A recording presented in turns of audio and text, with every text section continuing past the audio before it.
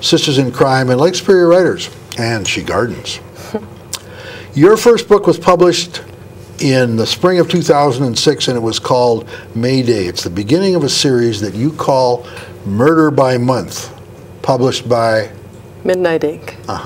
Which is a local publisher in Woodbury, Minnesota. And as far as I can determine, it's the only series that I'm aware of in which the book's title, or the premise at least of each book, is focused on something within a given month. So your arc is 12 books, right? It's supposed to be. I'm working on my 5th. I just finished today, my first draft. Oh, congratulations. Thank you. Congratulations. Yeah, I know. I'm going to celebrate. You do look relieved. I do. You know, there's just something about typing that last word, and I have to go back and revise, and I've got a lot of that, but I have more psychic space for the next couple days till the next book idea comes. Well, did you talk to Sue Grafton about the pluses and minuses of doing a series like this? I didn't, and you know, I like shticks. I like the idea of having a mystery that has, like her alphabet series, and I like that idea, but I didn't think it through before I did it. And so now people come up to me at signings and they'll say, you know, what happens in April when this ends? What comes next? Are you going to go to days? Are you going to go to weeks? And I haven't thought it out that far. You could do weeks. You could go to the Mayan calendar, which has additional. But it ends in 2012. The Norwegian calendar, Norse which nobody calendar, right? understands, right? I didn't know there was a Norwegian Yeah, calendar. well, isn't there? I don't know. No, there is. I want to I'm German, you're asking the wrong guy. I just want to read a couple things here to you. The first book was called Mayday, published in 2006. Then Junebug, published in 2007. Knee High by the Fourth. Now, for those of you watching who live in an urban area, you may not understand what that means, but that book, by the way, was nominated for a Lefty for humor. Congratulations. Thank you. Then there was August Moon in 2008, and then September Morn. Note the way it's spelled. It's not spelled the way you think M-O-R-N. It's spelled M-O-U-R-N. That's the one that's coming out. Great title. Early next year. That one was suggested to me by a reader. Yeah. And it's, as I understand, it's set at the Minnesota State Fair. It is. It's set at the Minnesota State Fair, so I had to do some research, and it was a tax write-off, and so I did that. And you know, the State Fair, I discovered, you guys were talking about small towns earlier. The State Fair is a small town condensed in the middle of a city. It was the most fascinating from a sociological perspective, and as a writer, it was just fascinating to walk around and take notes. How much of your academic training do you think goes into these novels? You know, I think it's, in some ways, it's almost a hindrance. I have to kind of work around it.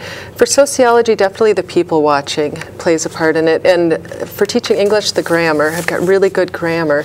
But otherwise, I've got this huge canon. I mean, all the literature that I've read my whole life that I feel like I'm either competing against or I have to emulate.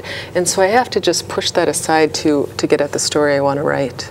You set the series in Battle Lake, Minnesota, yes, which is in fact a real town, which seems to me you may be asking for trouble.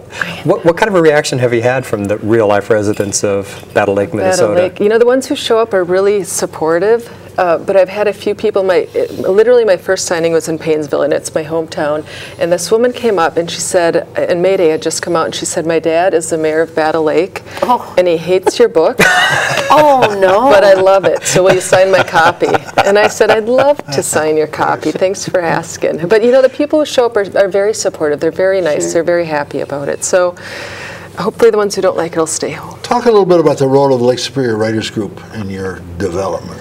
You know, it really doesn't have that much of a role in my development as a writer, but I have a real affinity for that part of the country. Anybody who's spent any time in that area, it's just stunning. And so I've got a lot of family up there, a lot of friends, and I wanted to kind of just have my foot in that writing community too. Okay. Why mysteries? Why, you know, you could have written anything. Yeah, you know, I don't think I could have written anything. I tried, and my first novel was embarrassingly autobiographical, but I thought it was great literature. And it was just kind of really self-indulgent, and I thought it was fantastic, and it got rejected right and left. And I kind of licked my wounds for a while, and in doing so, I gave myself permission to read mysteries, which seemed kind of fluffy. And I started out with Tony Hillerman, who was a phenomenal writer. Yeah. And I thought, well, this is a real book. And then I started, Absolutely. and then I started just devouring mysteries. And I was at a bookstore in Alexandria when somebody told me about William Kent Kruger's books, way before, I ever thought I'd be sitting next to you at a table. Now we're going to suck up, is that That's why I'm here. And so I bought that, and it's same thing. And I thought, well, this is legit. I'm going to give it a try. And plus, it had, it's not a formula. I wouldn't consider it a formula, but there's structure there, and I really needed that in my writing. I didn't have that as a beginning writer, so it was a good fit for me. Now, your books are very often drop dead funny. Do you think of yourself as a funny person? I think of myself as a socially awkward person who makes jokes as sort of a defensive gesture, and so I know people who are a lot funnier than I am, but when I write, that same place that, your character development comes from or the next line comes from, sometimes funny things will come in. And so I never set out and say, I'm going to write a funny scene. I just write the scene, and I'm happy if it turns out to be funny. But Which is the best kind of humor, that it comes as part, generically as a what's the word I want? As an organic part of the book. Yeah, that's great. So, how did your family and your colleagues at the college feel about your burgeoning notoriety? Shall we say? I've got a fantastic family. They're very supportive. Anybody who knows me and maybe you guys get this, is convinced that I'm the protagonist, and so they Your Mary Jane. Yeah, and so they read the book and they say, I can't believe, when did that happen to you? And Last week. Yeah, right. Yeah. And wait till you see what I'm going to do tomorrow. Yeah, well, and it's funny because most of the time it's a conglomerate of them. I mean, my characters are sort of a mash of the people around me and the situations I encounter, but they're very supportive. At work, also very supportive, actually.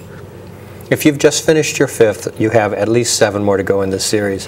In the meantime, are there other projects that you would like to tackle? There are. I have 3 of them, and I was going to talk to you guys about that. How do you decide what you're going to write next? Because I have 3, for me, equally interesting books that are not in my series. One's a mystery, and so my agent wants me to write that one.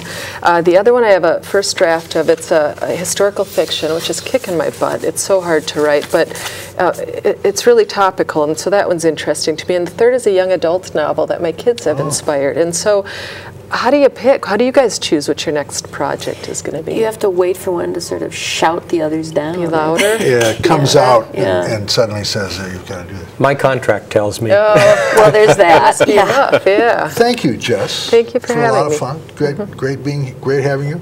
We'll be back in a minute, Good luck. folks. Thank you. Thank you. Yes, Thank and good you. luck. Yeah, thank you. But here's a look at some of the covers of Ms. Lowry's novels. We'll be back in a minute.